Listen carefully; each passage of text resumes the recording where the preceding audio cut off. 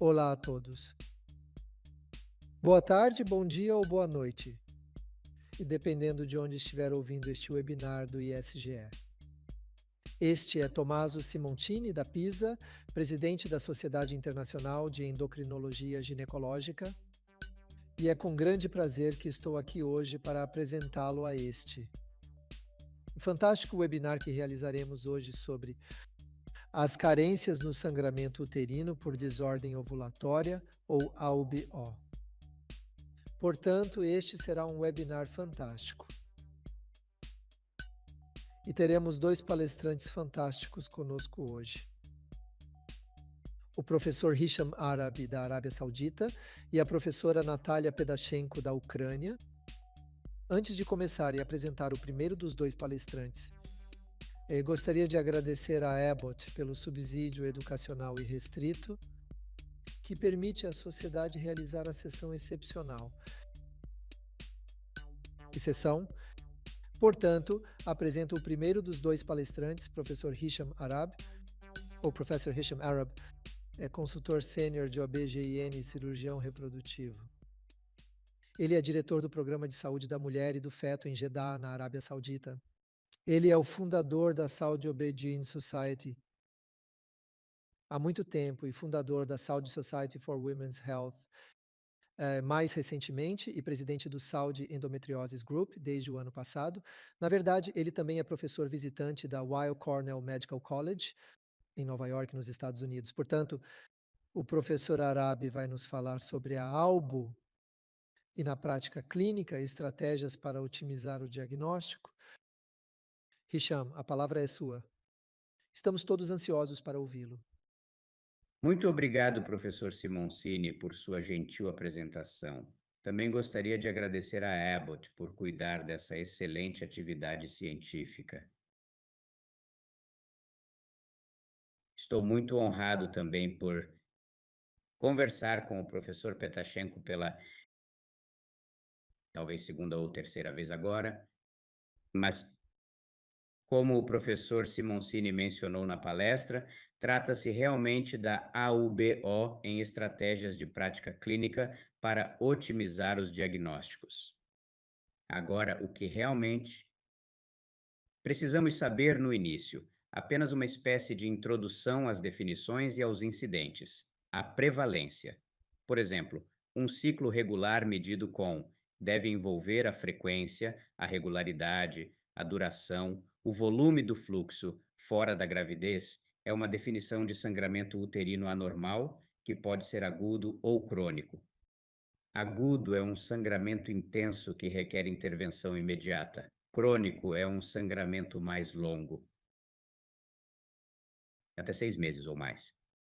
Agora, esse é um problema realmente universal que pode ser visto. Em todo o mundo, existem incidentes de diferentes países que variam entre uma equipe de pessoas e 65%. A gravidade desses incidentes depende da publicação, do grupo analisado, do histórico étnico e da prática adotada nos países. No entanto, é importante encararmos esse problema como uma questão global de saúde que impacta significativamente a saúde pública e as causas sociais em todo o mundo. A prevalência mundial é de aproximadamente 3 a 30%, sendo preocupante que metade das mulheres afetadas não busquem atendimento médico. As manifestações podem variar de modestas a graves, impactando negativamente a produtividade no trabalho e a qualidade de vida. Além disso, as experiências das mulheres podem ser muito diferentes, dependendo de suas percepções individuais, sintomas e condições de vida. É fundamental considerar o histórico educacional, familiar e a contribuição de familiares e amigos para lidar com esta incidência que faz parte da vida normal da mulher desde a puberdade. O episódio mensal de sangramento.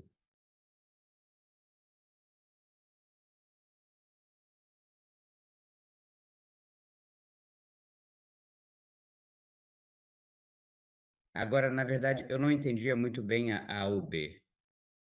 E muito bem até conhecer a figo da classificação, a palma e a moeda.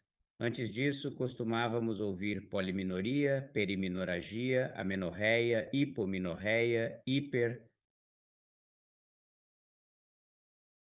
Todas as diferentes terminologias espalhadas por toda a parte não podem ser agrupadas e em uma única condição específica que eu possa realmente analisar e identificar minha paciente em que área ela está. Para a moeda de palma aqui, eles realmente, o que fizeram nessa publicação, consideraram as causas ou etiologias estruturais e não estruturais da AUB. A estrutural se refere à palma da mão, que é um P de pólipo, adenomiose, leiomioma e malignidade. E para as não estruturais, temos a moeda, que é a coagulopatia, disfunção ovariana no material, heterogênea ou ainda não especificada. Então, se conduzir abordagem diagnóstica para a AUB, por favor. Pense primeiro na palma da mão e na moeda, certo? Agora, seguindo o que foi dito, podemos fazer nosso diagnóstico. Se vamos falar sobre estrutura, é muito fácil olhar para algo palpável, como um fibroide ou um pólipo, que podem ser identificados até no exame pélvico, ou então utilizar ferramentas de diagnóstico, sendo o ultrassom a mais importante delas. Como pode ser observado neste estudo, cerca de 40 pacientes com AUB apresentaram espessamento do endométrio, ou seja, mais de 5 mm na pré-pós-menopausa e mais de 15 mm na pré-menopausa. Dentro desse grupo, aproximadamente 45% foram diagnosticados com hipoplasia endometrial e 30% com pólipos endometriais. A especificidade é de 90% a 82%, mas a sensibilidade chega a 96%. Com esse tipo de ferramenta, é necessário analisar os detalhes da descrição do endométrio. O processo de análise é demorado, porém importantes para identificar as diversas anormalidades. Recomenda-se utilizar o sistema de terminologia IETA, denominado Análise Internacional de Tumores Endometriais, e acaba de ser publicada em 2010. Talvez o senhor possa dar uma olhada nessa. Ao mesmo tempo, eles analisaram os detalhes dessa publicação, observando a descrição das várias partes do endométrio, se ele está espessado, se tem algo parecido, às vezes até vacúolos, ou às vezes um pólipo isolado. Às vezes, com a ajuda da injeção de uma solução salina, que é o que chamamos de sonohistografia, é possível identificar ou delinear um pólipo, ou até mesmo, às vezes, vários pólipos que podem ser vistos projetando-se na cavidade. Com a ajuda do Doppler, é claro, um ultrassom, é possível observar a vascularização, que é uma característica muito importante e significativa em casos de hiperplasia Tolkien e trauma hereditário, como você pode ver nesses vários slides. Mas, enfim, além desta ótima ferramenta fácil e prática de usar e pouco invasiva, há outra opção, chamada histeroscopia. Existem agora modelos de consultório simples de utilizar e às vezes até descartáveis. Esses dispositivos são muito pequenos, podendo ser inseridos na cavidade intubatória e examinar a outra ou essas patologias. Às vezes é possível controlá-las, mas esse é realmente um exame que deve ser necessário para condições suspeitas, e a histeroscopia parece oferecer melhor valor diagnóstico de patologias uterinas em geral, pólipos uterinos e estrutura intracavitária em particular. Portanto, a partir daqui, podemos passar para o miométrio. Assim, terminamos a cavidade e o miométrio. Para o miométrio, temos outra abordagem. Ainda assim, precisamos usar o ultrassom e observar as diferentes partes da patologia. O mais importante é o quê? São os miomas. E você pode ver aqui, agora temos até a classificação FIGO sobre os diferentes tipos de miomas de acordo com sua localização, em referência ao endométrio, miométrio e serosa. E você pode ver aqui, a classificação vai de 0 a 7, 0 totalmente dentro da cavidade, e então 1, que está principalmente na cavidade e ligeiramente entrando no miométrio, e assim por diante, como todos sabem, até encontrar que é um mioma extrauterino, que é chamado realmente de tipo 7. Agora, em todos os departamentos de radiologia, eles sempre informam o tipo de mioma junto com sua descrição. Dentro do miométrio, a outra área que pode ser negligenciada, a adenomiose. Para distinguir entre adenomiose e mioma uterino, a MUSA é uma publicação bastante relevante. Essa ferramenta de diagnóstico útero morfológico é um guia do ano atual que apresenta características distintivas entre a adenomiose e o mioma. Para mais detalhes sobre essas diferenças, pode-se consultar a referida publicação. É mais uma coisa importante quando se quer chegar a esse diagnóstico de problemas não estruturais. Acho que há um grupo especial aí, que são as adolescentes que estão tendo sangramentos frequentes e que talvez se tenha presumido que estejam tendo algum tipo de coagulopatia. Isso é o que chamamos de AUBC, e isso é algo que talvez seja a primeira coisa a ser descartada, e há certos critérios para isso. Isso significa que elas sempre têm períodos pesados. Além disso, podem apresentar sangramento intenso em cirurgias ou hematomas frequentes. Portanto, para esse fim, é preciso pensar em coagulopatia. Nesse caso, talvez você tenha que fazer os testes adequados ou encaminhá-los a um hematologista para ajudá-lo com o diagnóstico. Quando se adota uma abordagem holística da AUB, três áreas problemáticas se destacam: a normalização da intensa menstruação pela paciente, o controle médico da anemia, consequência usual do sangramento intenso e a inconsistência das estratégias clínicas. Estratégias clínicas inconsistentes. Portanto, queremos pensar bem aqui. Vou te guiar por este pequeno slide para destacar a importância da conscientização das mulheres sobre anormalidades e sangramento, que pode variar. Algumas mulheres que consideram estar menstruando de forma normal podem precisar de atenção médica.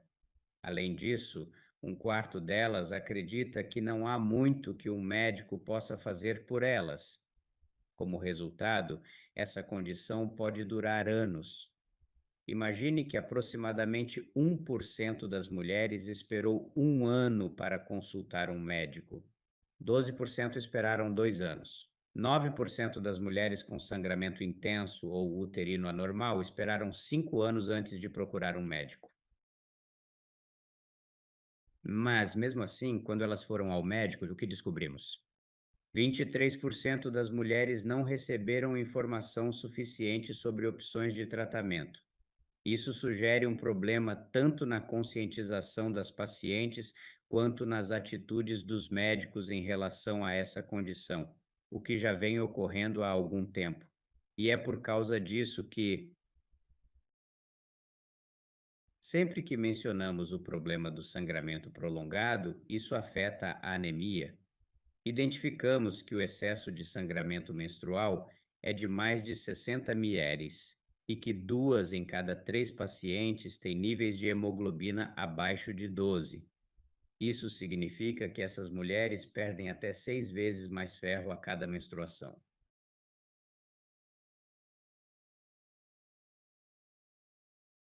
Em suas menstruações do que as que estavam tendo ciclos normais.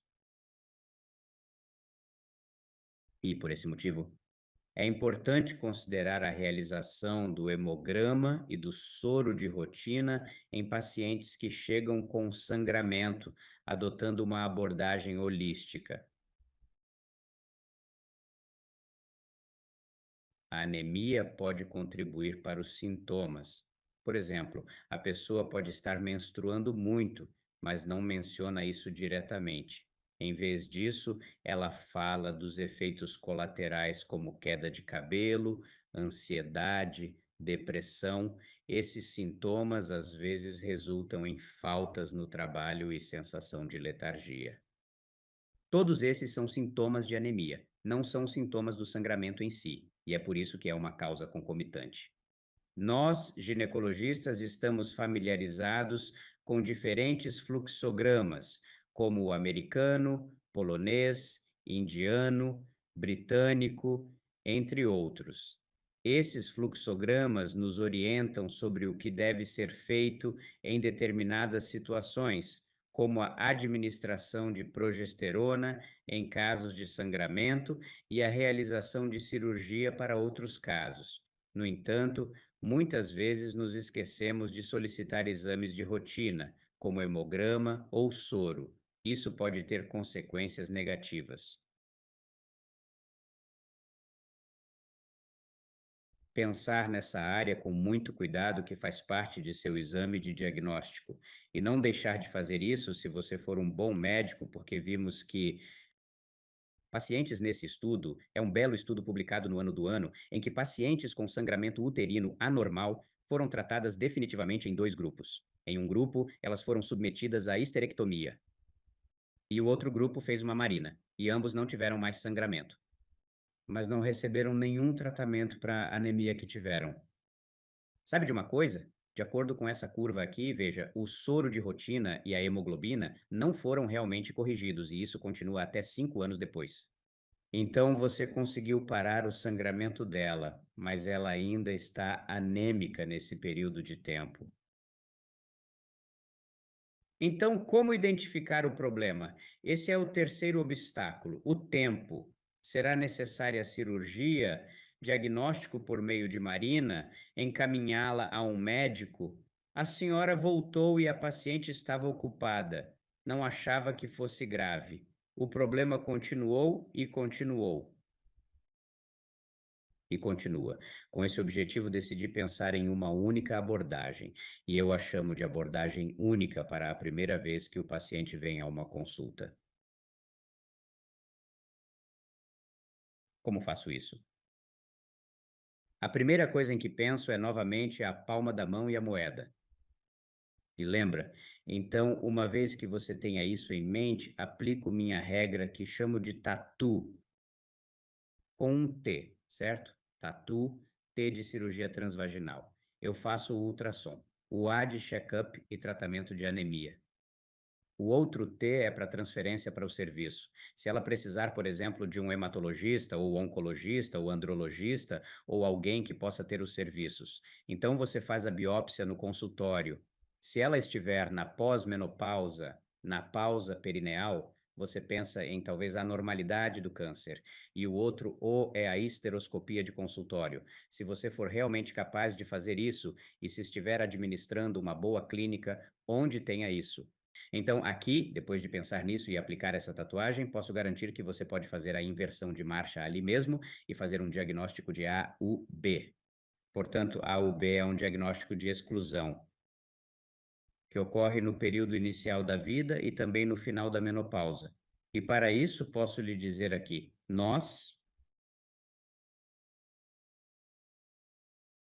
para abordar essa condição, ela pode ser dividida em AUBO ou AUBE. E eu lhe digo por que incluí o E aqui. Porque para distinguir entre os dois, o AUBO pode ser unovulatório, porque há um estrogênio oposto e não há ovulação. E aqui podemos dividi-las em pesadas ou leves e irregulares. E isso depende da quantidade de estrogênio. Aquelas que tiveram um estrogênio oposto, que são jovens e têm muito estrogênio no sistema sem ovulação, terão o que chamamos de sangramento intenso irregular. Aquelas que estão realmente atrasadas em relação à menopausa, não têm ovulação e também têm baixo estrogênio. É por isso que eu tenho o sangramento irregular, mas ele é mais leve. Depois temos o AUBO, ovulatório, que é o cíclico. E aqui estamos falando sobre os problemas com o endométrio em si. Vou explicar isso a você em 1 minuto. Neste slide, demonstra-se que o sangramento causado por uma ruptura do estrogênio ocorre quando há um aumento do estrogênio oposto. Se ele exceder o suprimento de sangue, ele se desprenderá em pequenas porções, conhecido como spotting, ou em grandes porções, chamado de sangramento intenso. Essa situação pode ocorrer mensalmente, resultando na ovulação, líder AUB, que envolve uma ovulação com excesso de estrogênio. Mas depois temos o que chamamos de retirada do estrogênio, e isso acontece mais tarde na perimenopausa. E você pode ver essas duas curvas. A curva do estrogênio diminui, mas a da progesterona, que é a pontilhada, diminui ainda mais rápido. É por isso que há uma discrepância aqui, onde a mulher tem baixo estrogênio, mas ao mesmo tempo falta de progesterona devido à falta de ovulação nessa época. E aqui temos o que chamamos de spotting levemente irregular. Depois, há o ovulatório, que se refere ao sangramento cíclico da paciente, não sendo erótico ou irregular. Isso acontece devido à perda da hemostasia endometrial local. E o que vai acontecer aqui? Todos nós dependemos do ciclo hormonal e da formação de plaquetas para manter isso. Portanto, estamos falando de um mecanismo no endométrio, que não é ovulatório. Podemos dizer que essa parte é a ALB. Pode ser albo devido a ciclos ovulatórios ou a problemas endometriais, que consideramos como ALB. Aqui mostrarei a você.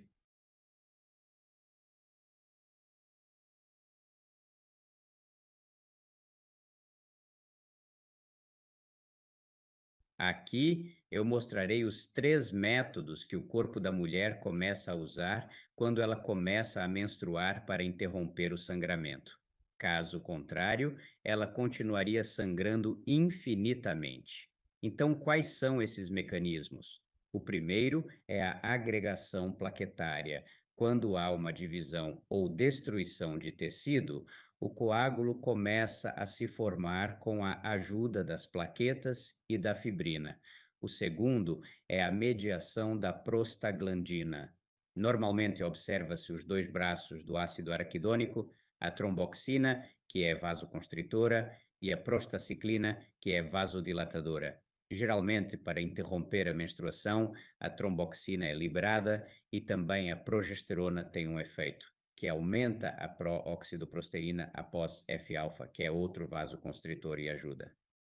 A construção dos vasos sanguíneos durante a menstruação é importante para parar o sangramento e reparar o tecido.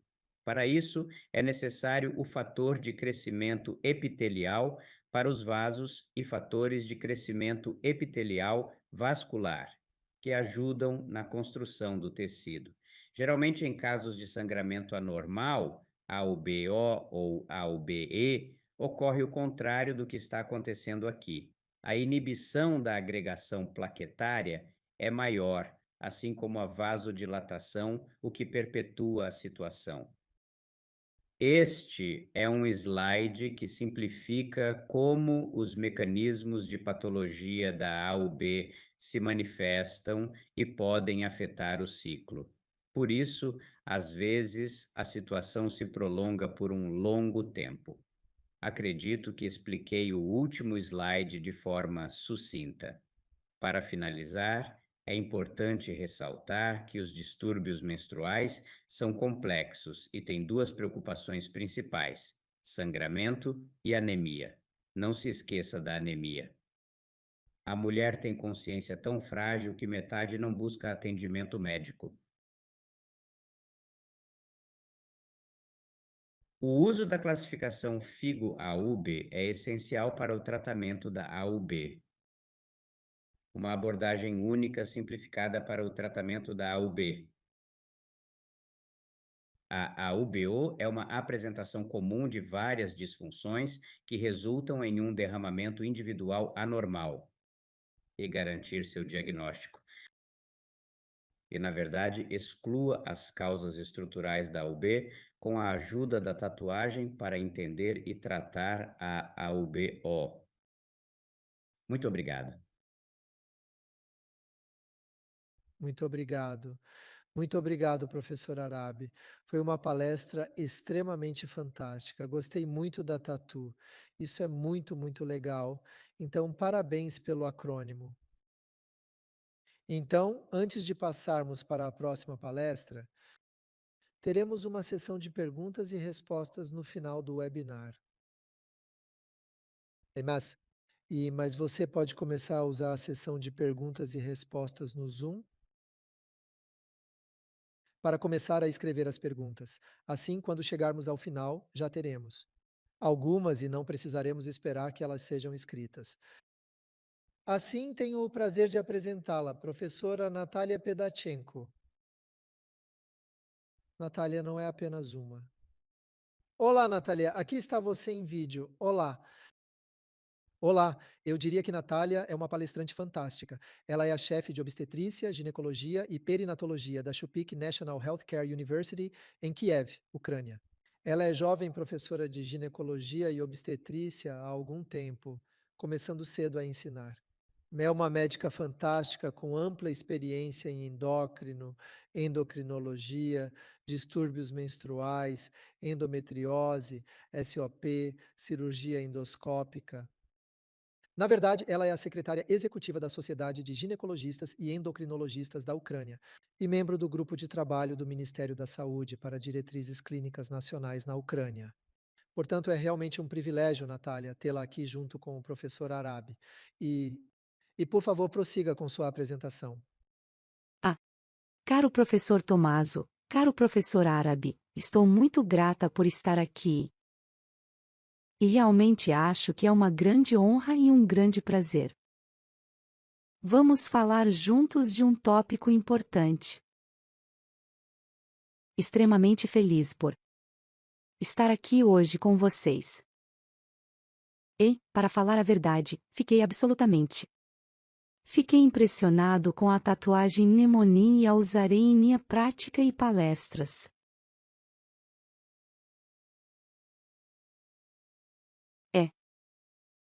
E, para iniciar meu discurso, vou compartilhar com todos nós, médicos de todo o mundo que estão assistindo a este webinar que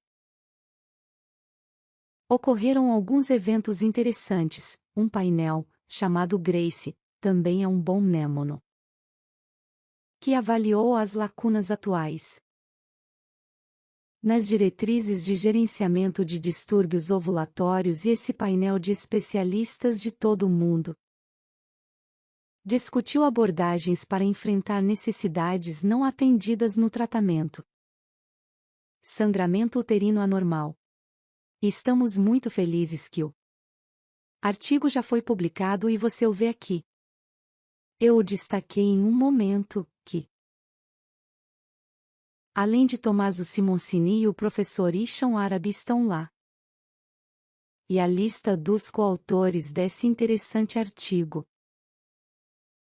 Dentro dele, o que há? Vou compartilhar com você a ideia principal. É uma hierarquia fácil. Hierarquia de pontos de decisão, que reflete a idade, necessidade reprodutiva. As contraindicações para a terapia com estrogênio são chave para o sucesso do tratamento. E a palavra-chave deste artigo, é claro, é individualização. Uma maneira distinta de escolher um plano e método de tratamento, considerando idade e saúde.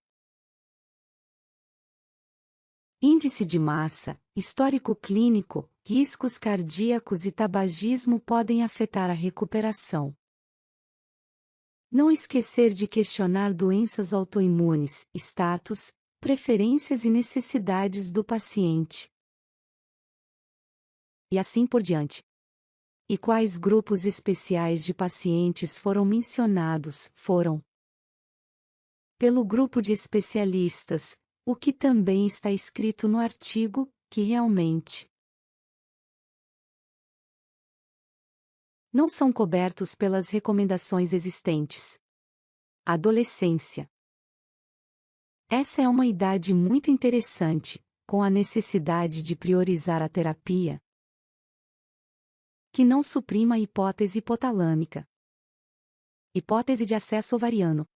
Ela ainda não está madura em sua idade. Muitas vezes, elas não têm densidade óssea mineral suficiente. E, por exemplo, o contraceptivo oral combinado pode interferir na mineralização dos ossos. Fatores de comportamento social delas. E mulheres em idade reprodutiva avançada. Porque se for para tratar a AUBO. Desovulatório. Sangramentos anormais. Temos que entender que altas doses de anticoncepcionais com etinilestradiol dentro não são recomendadas porque elas correm alto risco de tromboembolismo. Mulheres que buscam a gravidez, inclusive com o tratamento anterior da endometriose, por exemplo, e entendemos que elas precisam de tratamento agora. E não podem usar contraceptivo oral combinado, claro, porque gostariam de engravidar. E um grupo de mulheres com contraindicações aos estrogênios. Esses são alguns destaques do artigo. Durante o painel Grace. O segundo fórum sobre sangramento uterino anormal na Ucrânia ocorreu. Com quase os mesmos objetivos do painel Grace. Resumir todos os dados que não são considerados na diretriz nacional ucraniana atual sobre sangramento uterino anormal. Ela é bastante antiga. É para desenvolver um algoritmo de tratamento para as mulheres com a AUBO considerando a abordagem individual mencionada. Abordagem individual, individualização para cada paciente. E já temos boas notícias. Publicamos esse algoritmo e eu o traduzi para o inglês. É bastante simples. Vamos facilitar as coisas e começar com etapas diferentes. Primeiro, é claro, Professor Hisham nos disse como diagnosticar o sangramento uterino incomum. Devemos buscar e questionar nossos pacientes ativamente. Depois, o sistema Palm-Cohen. Depois, se descartarmos as causas estruturais, passamos pelas causas funcionais e, em seguida, podemos usar a classificação FIGO para 1022 com IPUP. O mnemonil GAN-FIDP, que também é muito interessante. Ele divide os motivos da anovulatória. Por exemplo, os ciclos e depois os sangramentos. E quando entendemos o motivo e o classificamos, entramos nos diferentes grupos de pacientes especiais. Primeiro, as adolescentes. Podemos começar o tratamento com a INES, sem hormônios ou com um exame, por exemplo. Se precisarmos de um resultado longo e bom, estável. Vamos além no tratamento hormonal. Na adolescência, a pergunta principal é: a garota precisa mesmo de contracepção? Se for sim, vamos para o tratamento com estradiol valerato, de Energist, um contraceptivo oral combinado. O regime de dosagens dinâmicas, porque estamos absolutamente no campo baixo. Conversando com seus pais, por exemplo, também porque temos uma indicação dentro da caixa, os sangramentos menstruais intensos e a contracepção. Podemos usar um dispositivo intrauterino off-label para a contracepção. O dispositivo contém 13 mg de levonorgestrel. Teremos seu efeito de afinamento do endométrio e, assim, reduziremos a perda de sangue. Se a moça não precisar de contracepção. E se ela tiver sangramentos uterinos anormais, é uma opção muito boa usar progestagênios cíclicos para esse tratamento. E o que é muito importante mencionar para mim agora é que se a menina, adolescente, tiver sangramentos uterinos anormais e tiver desmenorreia grave, de acordo com o estudo de Charles Sopron, se ela receber contraceptivos orais combinados para essa desmenorreia, há o risco de desenvolver formas graves de endometriose no futuro. Portanto, não devemos tratar essas condições na adolescência com contraceptivos orais combinados por causa do nosso medo de desenvolver problemas para ela com formas de endometriose de difícil tratamento. Vamos parar a adolescência e passar para as mulheres em idade reprodutiva ativa. Ainda assim, é importante perguntar: a mulher precisa de contracepção? Se a resposta for sim, temos de avaliar se os estrogênios são contraindicados, enxaquecas com aura, tabagismo, pressão alta e assim por diante. Você conhece essas contraindicações. Se ela não tiver, podemos usar contraceptivos orais combinados porque ela precisa de contracepção. E a primeira linha, é claro, é estradiol, taxa viral, de energista, TAPS. A segunda linha, outro COCS, mas é off-label, como entendemos, e progestinas, o dispositivo, mas pílulas apenas de progestógeno com 52 mg. Se os estrogênios forem contraindicados e ela precisar de contracepção, paramos com a progestina. Se a mulher em idade reprodutiva ativa não precisar de contracepção, podemos usar 2 progestagênios em regime cíclico, e escrevemos em nosso algoritmo a única molécula de que tanto gostamos, a dihidrogesterona. Em um regime cíclico do 11 ao 25 dia do ciclo. Ela pode ser usada não apenas por mulheres que desejam engravidar agora e fazer o tratamento da AUBO nos mesmos momentos, mas também para mulheres que simplesmente não precisam de contracepção. Precisam do tratamento para a AUBO, opção segura. Falando sobre a idade da perimenopausa. A principal questão novamente é a contracepção. Algumas na perimenopausa desejam filhos. Algumas esperam netos, outras se casaram e outras precisam de contracepção. Portanto, se a resposta for sim, vamos para as. Opção segura. Dispositivo levonorgestrelidritrina ou combinação de estradiol valerato de energista. Se ela não precisar de contracepção, a próxima pergunta na perimenopausa será se ela tem algum sintoma de deficiência de estrogênio. Se ela tiver, seguimos as diretrizes da MHT. Se ela não tiver, é novamente um tipo de tratamento muito fisiológico, é adicionar a dihidrogesterona. Do 11 ao 25 dia do ciclo. O professor Isham também mencionou que a perimenopausa começa com a diminuição do nível de progesterona. Por que usamos pracetas cíclicos para a AUB? Porque nas diretrizes atualizadas havia evidências suficientes para escrever que os progestagênios no modo cíclico, um modelo simultâneo à contracepção hormonal combinada, são eficazes e considerados como provisões básicas para a terapia de sangramentos menstruais intensos. Por que usamos dihidrogesterona em nosso algoritmo? É uma molécula importante. Molécula muito segura e maravilhosa. Veja, ele preserva o efeito positivo do estrogênio no metabolismo das proteínas. Ele preserva o efeito dos androgênios, portanto, não diminui a libido, o que poderia realmente interferir na qualidade de vida.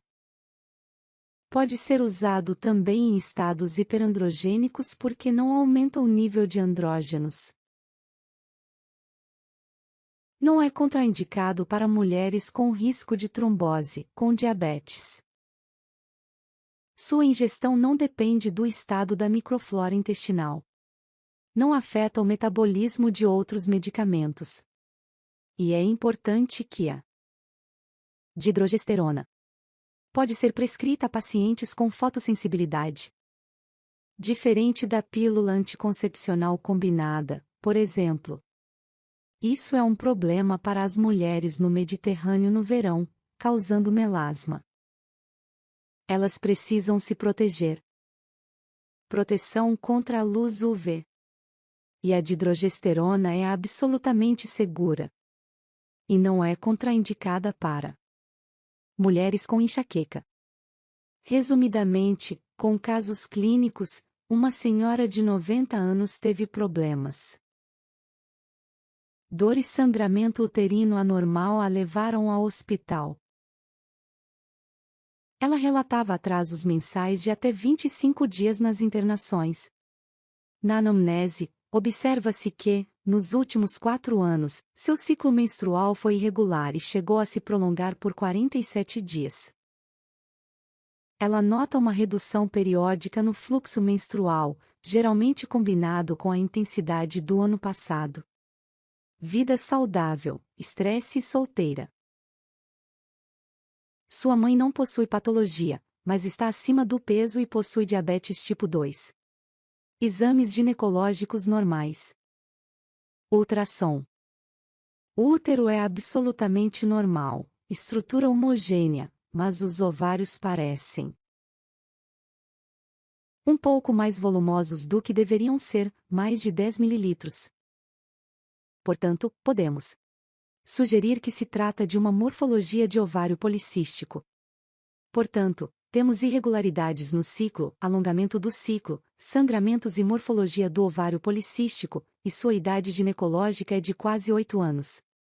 Assim, podemos até diagnosticar clinicamente seu tipo de síndrome do ovário policístico. A fonotipagem é absolutamente importante. Como podemos tratar essa garota? Talvez exames extras. Fizemos e vimos apenas que a vitamina D estava baixa. Diagnóstico: SOP, fenótipo D, sangramentos uterinos anormais, O. Devido à disfunção ovulatória e deficiência de vitamina D. Se esquecermos a AUBO e pensarmos apenas no tratamento da SOP, nas estratégias atuais.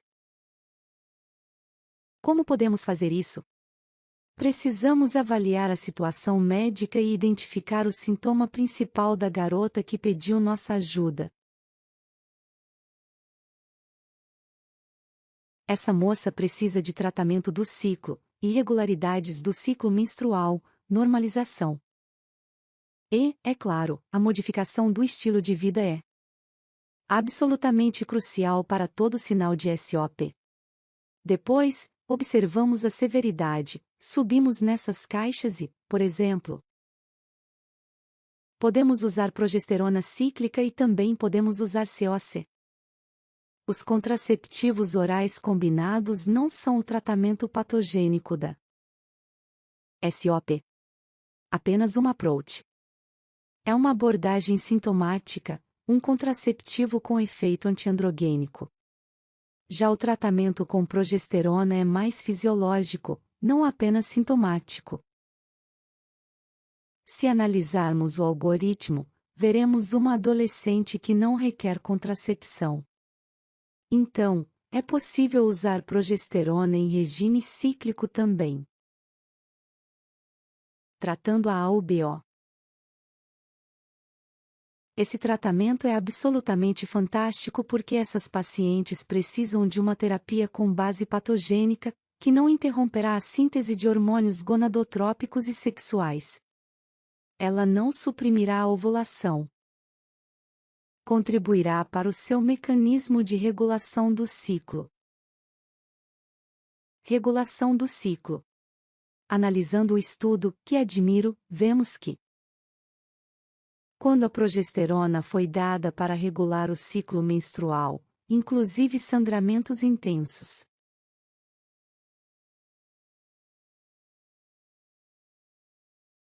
ela normalizou o ciclo. Mas depois, após a retirada desse tratamento, durante a observação posterior, podemos ver que o efeito continua.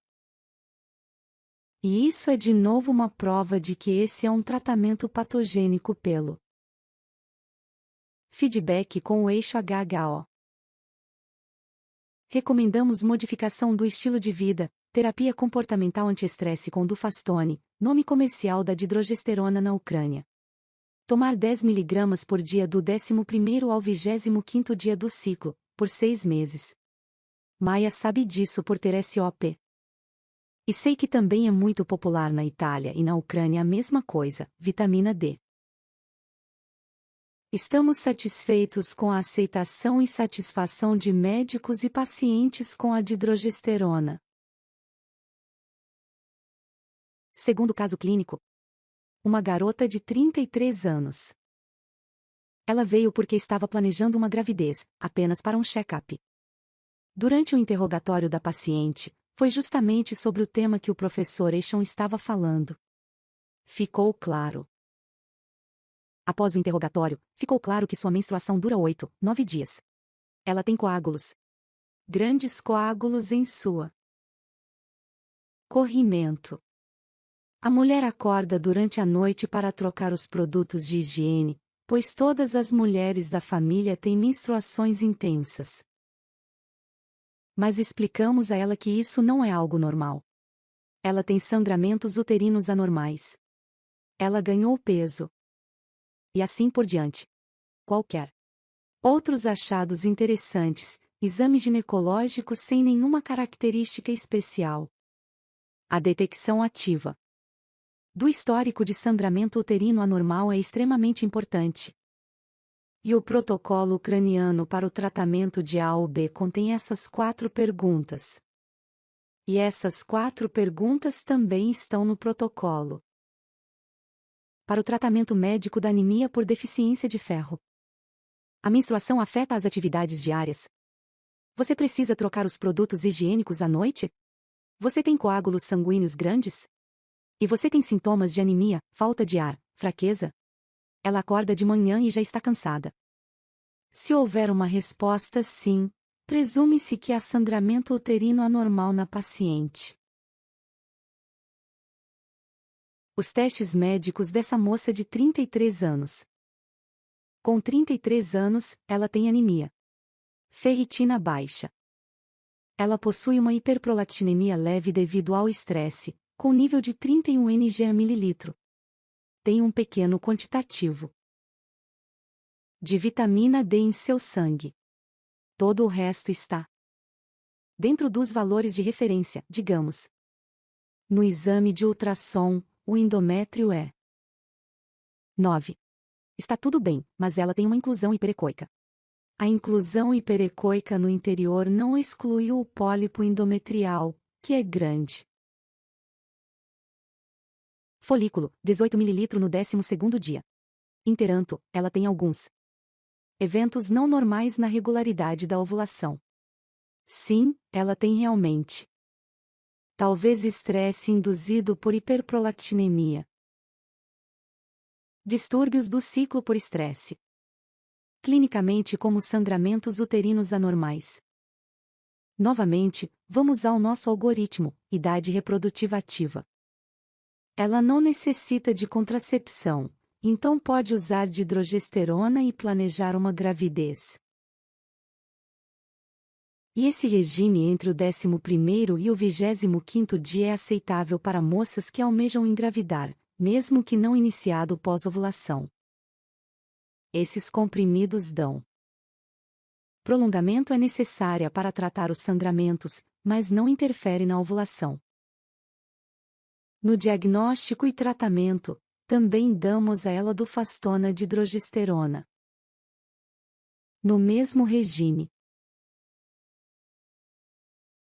Se isso não reduzir suficientemente a prolactina porque ela é um pouco antiestresse e maravilhosa nesta função. Podemos adicionar Agnus castus mais tarde para reduzir a prolactina. Vitamina D, ferro, magnésio, ácido fólico, controle de peso e, se necessário, no dia seguinte. Curetagem do endométrio com dihidrogesterona, 2 vezes ao dia por 10 dias. E se virmos o pólipo, tudo bem, faremos uma ressecção esteroscópica desse pólipo. Por que eu falei sobre a fantástica ação da dihidrogesterona como molécula de alívio do estresse? Porque ela é um metabólito da dihidrogesterona, há um metabólito, alopregnolona, no cérebro, que tem uma ampla gama de Efeitos realmente importantes, como antidepressivo, ansiolítico, redutor de estresse, pró-social, antiagressivo, pró-sexual. Portanto, esse neurosteroide, cuja estrutura é muito semelhante à da dihidrogesterona, a alopregnolona é sintetizada no cérebro quando tomamos dihidrogesterona, e teremos um efeito ansiolítico também. E também teremos o tratamento dos problemas no endométrio. Vemos que reduziremos o crescimento endometrial, estabilizaremos a rede vascular, iniciaremos a cascata de coagulação do sangue. Inibirá proteínas de matriz, com efeitos hemostáticos e antifibrinolíticos. Dihidrogesterona é uma ótima opção. Fantástica também e maravilhosa para todos esses objetivos, porque é um. Ponto 5. Volt. Mais sensível aos receptores de estrogênio do que a progesterona natural. Precisamos de pequenas dosagens, apenas 10 mg em comparação com 300, por exemplo. E ela não tem efeitos antigonadotrópicos, portanto, podemos usá-la em pacientes que desejam engravidar agora, e ela é muito bem tolerada, tem boa adesão, porque não há efeito corticosteroide. Ele não tem efeitos androgênicos e antiandrogênicos. Após 3 meses, observamos ausência de queixas, normalização de hematologia e prolactina, e, o mais importante, testes de ovulação mostrando os dias 12 e 13 do ciclo durante o uso dessa molécula. Portanto, ela não interfere na ovulação normal. Ovulação normal, e ela está planejando a gravidez. Agradeço sua atenção, e segundo Hipócrates, a saúde afeta todo o corpo, e o melhor médico é aquele com maior experiência no assunto. Do corpo, e o melhor médico é aquele que pode prevenir e prever. Muito obrigado. Muito obrigado, Natália. Muito obrigado. Foi uma bela apresentação. Tanto a sua apresentação quanto a do professor Arabi. E houve muitas mensagens no bate-papo parabenizando pela qualidade da apresentação. Então, muito obrigado a vocês dois por serem tão claros. Sim, obrigado a todos. Então, na verdade, devo dizer que temos muitas perguntas e não temos muito tempo. Faltam cerca de 15 minutos. Então, vamos tentar dar espaço para as perguntas do público e, é claro, para todos os que estão ouvindo, fiquem à vontade para preparar mais perguntas. As primeiras perguntas são sobre o professor Arabi. Arabi, mas acho que os dois podem responder a elas, estão relacionadas ao algoritmo de diagnóstico. Então, houve uma pergunta sobre como você recomendaria, como realizaria ultrassom transvaginal C. Escolher dias específicos no ciclo, quando estiver realizando um exame em mulheres com sangramento uterino anormal devido à disfunção ovulatória. E outra pergunta, na verdade, questiona quando fazer a biópsia endometrial nessa situação. Então, quem quer falar sobre isso? Talvez o professor Arabi, você quer começar? Sim, talvez eu possa responder a essa pergunta. Como mencionei, o ultrassom é realmente a principal ferramenta que devemos ter. E eu mesmo faço ultrassom na clínica. Eu realmente não espero até que o paciente seja transferido para o departamento de radiologia. Eu tenho hora marcada lá. Essa é a primeira. Além disso, asseguro que, mesmo com sangramento, posso fazer o ultrassom transvaginal sem prejudicar a paciente. Talvez eu peça para ela se lavar antes de vir para a clínica, assim posso realizar o exame. Às vezes preciso fazer ambos, o transabdominal e o transvaginal, se lido com uma massa grande no útero que não vejo internamente. Fazendo o transabdominal, posso ver a extensão da lesão. Definitivamente, a biópsia endometrial está relacionada a pacientes com a possibilidade ou o medo de algo como carcinoma ou hiperplasia. E, novamente, ela pode ser obtida a qualquer momento durante a consulta. É por isso que sou a favor da minha abordagem, que é realmente a abordagem de uma única consulta, na qual é possível fazer tudo lá. Quero dizer, é claro que você não precisa esperar. A interpretação do tecido que você obtém na amostra com o papiloma, ou se às vezes é o NC. Tudo isso pode ser correlacionado com o ciclo. E você sempre, por exemplo, envia o tecido, envia-o junto com a DUM. Assim, o histopatologista pode correlacionar e, é claro, pode ter uma interpretação adequada da patologia. Isso é claro. Talvez seja uma pergunta para a Natália sobre o suporte lúteo na fertilização in vitro. Vocês mencionaram o uso da progestina como suporte na fase lútea para o ciclo normal e prevenção. Como isso se aplica à fertilização in vitro?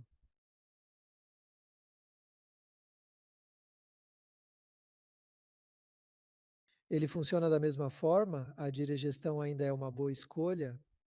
As doses devem ser diferentes. Como você se comporta nesses cenários? Para dizer a verdade, eu, pessoalmente, não trabalho na unidade de FIV. Trabalho no ambulatório e no hospital, também no atendimento de emergência ginecológica. Mas se falarmos de didrogesterona e FIV, o suporte lúteo é baseado em evidências. E as diretrizes da SHAI sugerem que o suporte à gravidez deve começar na fase lútea. Uma das moléculas mais naturais com evidências no início da gravidez é a didrogesterona. Molécula. É verdade, professor Arabi, continue. Sim, de fato acredito. Acredito que a nova tendência agora, na verdade, desde os estudos Lutus, o Lutus 1 e 2, eles trouxeram a dendrogesterona como suporte para a fase lútea. Na verdade, há anos venho usando a progesterona vaginal micronizada para LPS, mas foi realmente difícil mudar para um novo medicamento para nós. No entanto, posso garantir que fiz isso e estou obtendo exatamente os mesmos resultados. É claro que a literatura está chegando agora e nos dizendo que o suporte à fase lútea é excelente com a dendrogesterona. E não só isso, mas também é garantido que ela não tem teratogenicidade, é muito segura, especialmente no início do desenvolvimento embriológico. Sim, absolutamente verdadeiro. Professor Arabi, esta é uma pergunta específica para o senhor. Uma das pessoas que ouviram sua apresentação queria que o senhor comentasse sobre o uso de ácido tranexâmico para tratar sangramento uterino anormal. Como VOC? O posiciona? Como isso? Feito? Talvez também minhas doses, o que acho interessante, pois varia muito. Minha experiência que algumas pessoas usam mais Sidutranex, Mico, S, o mais Isso é conservadores. verdade. Agora usamos o ácido transêmico com mais frequência na cirurgia e nos consultórios. Para aqueles que tiveram sangramento intenso, o melhor lugar para o ácido transêmico é a AUB.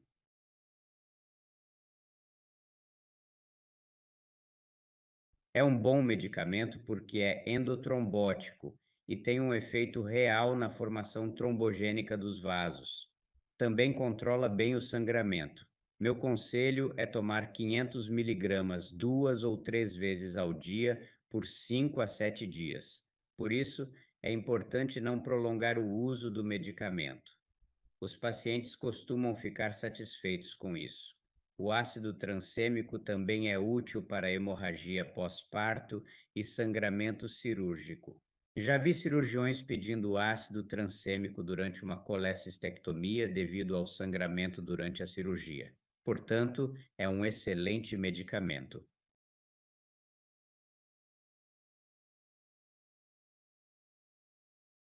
Isso é absolutamente verdadeiro. Professor Pedachenko, um dos ouvintes perguntou se o senhor poderia dar alguns exemplos de progestagênios cíclicos. Presumo que a pergunta não seja apenas sobre se é possível fazer a sustentação cíclica sem os progestagênios. Além da progesterona diregestionada, medroxia ou microdiazida, mas também para falar sobre qual é o melhor momento ou a melhor dose, ou como você escolhe a dose se tiver várias opções em sua prática clínica. Prática clínica? Temos o linestrenol, temos o acetato de norexinderona, mas temos o acetato de hidroxiprogesterona, mas, para falar a verdade, não os usamos com frequência na prática clínica, porque temos moléculas maravilhosas, neutras metabolicamente. Efeitos tão mínimos que nem valem menção. Que nem vale a pena mencionar. Nós realmente usamos a dihidrogesterona para esses fins, e nem sequer consideramos outras opções, especialmente em adolescentes. Quando vejo adolescentes tratadas com acetato de norexinderona, com acetato de hidroxiprogesterona, fico com muita pena. Porque eles são realmente difíceis. Opções de tratamento difíceis. Sim, é claro, houve uma pergunta de uma pessoa. Não consigo.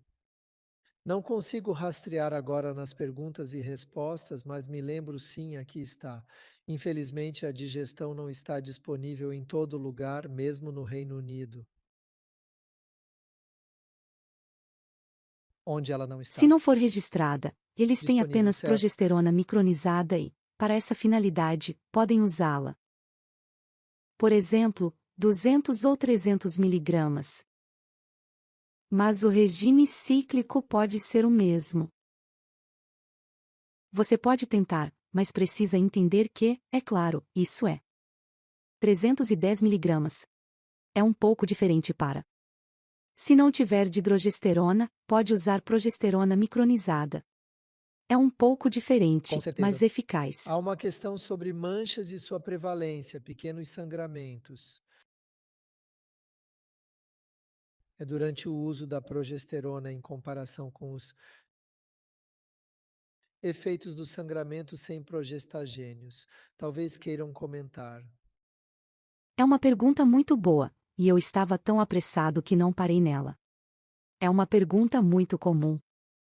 Antes de prescrever, antes de dar 10 mg de dihidrogesterona para tratar sangramento uterino anormal. Trato útero des.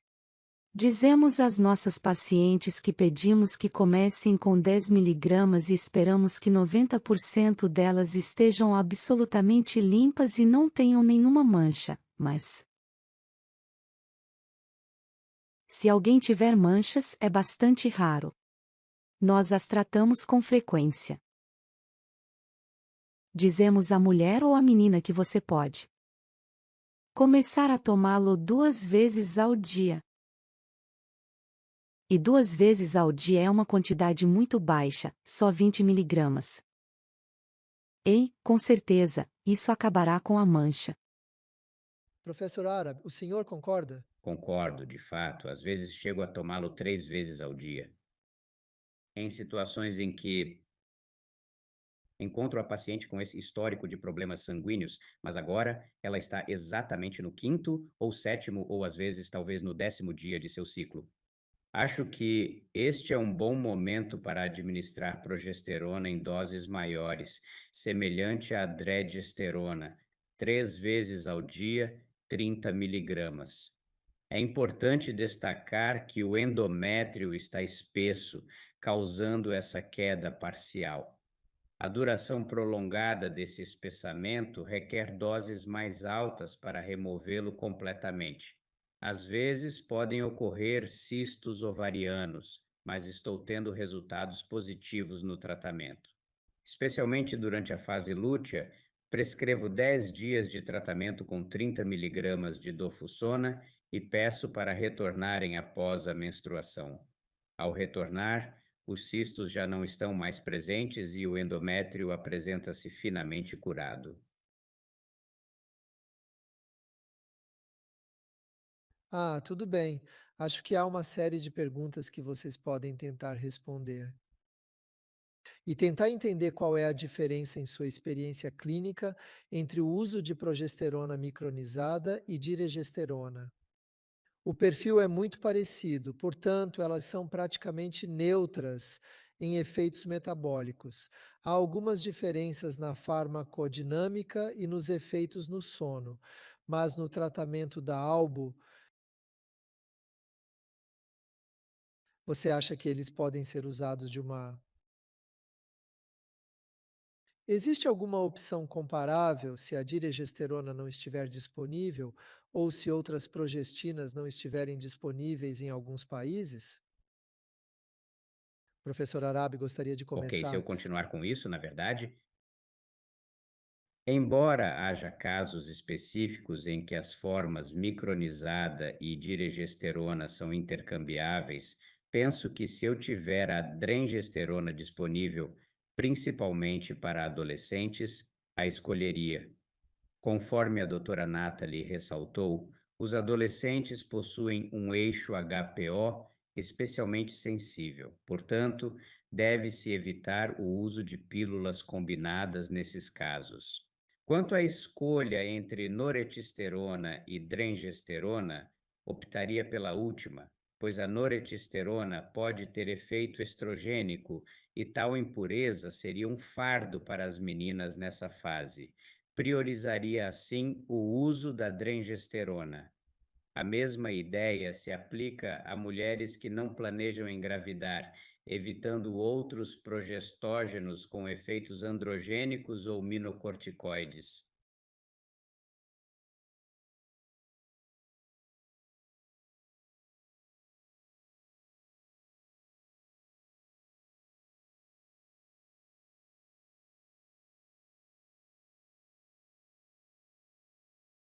Tem uma progestina, a dregesterona, que é bastante sensível e seletiva nessa condição. Assim, não haverá risco de prejudicar o feto caso ocorra gravidez durante o tratamento. Sim. Natália, há algumas perguntas que eu gostaria de entender um pouco melhor sobre seus comentários. Sobre contraceptivos em adolescentes e riscos potenciais de endometriose. Deseja comentar isso de novo? Com o maior prazer. Acho que isso pode ser crucial. Mais importante depois da ideia de detectar a A ou B, certo?